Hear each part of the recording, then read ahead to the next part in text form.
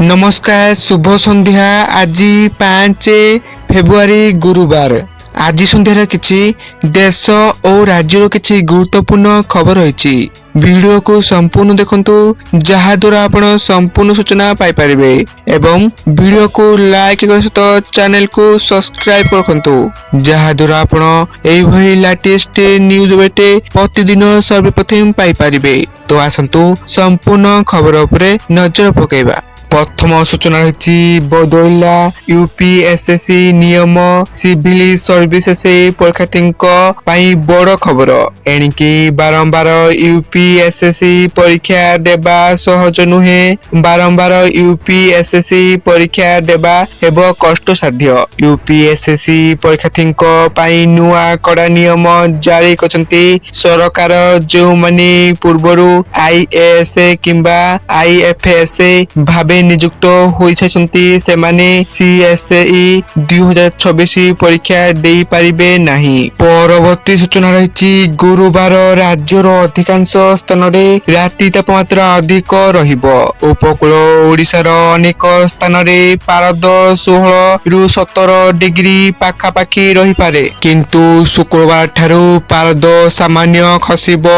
उपकूल ओडिशार अधिकांश स्थान रे राति तापमात्रा 12 रु 14 डिग्री रहिबो बोली पाणीपाग विभाग आकलन करछंती। परवर्ती सूचना निर्धारित समय भितरे पंजीकरण करी नथिबा 2 जण चाषी को सरकारी धान संग्रह प्रक्रिया वंचित न करको हाईकोर्ट कड़ा निर्देश दैछंती।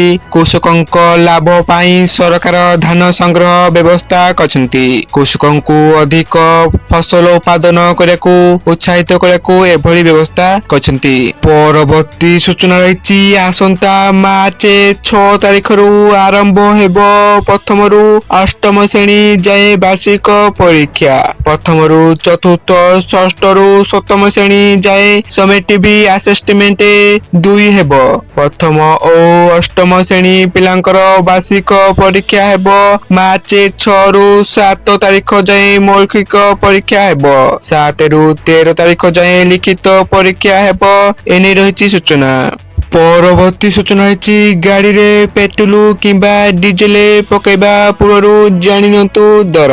प्रतिदिन तेलर नुआ दर निर्धारण कर तेबे आज भुवनेश्वर रे पेट्रोल दर 101 टंका 3 पैसा रही बेले डीजेल दाम प्रति लिटर पिछा 92 टंका 60 पैसा रही। परवर्ती सूचना रही आज 2 दिनिया ब्लैक स्वाने समिट इंडिया। स्थानीय होटेल में फेयर रे 2 दिनिया सम्मेलन ओडिशा को परवर्ती पर्याय डिजिटल नेतृत्वाधीन अभिवृद्धि रे एक प्रमुख स्थल भावे प्रदर्शन करिबो।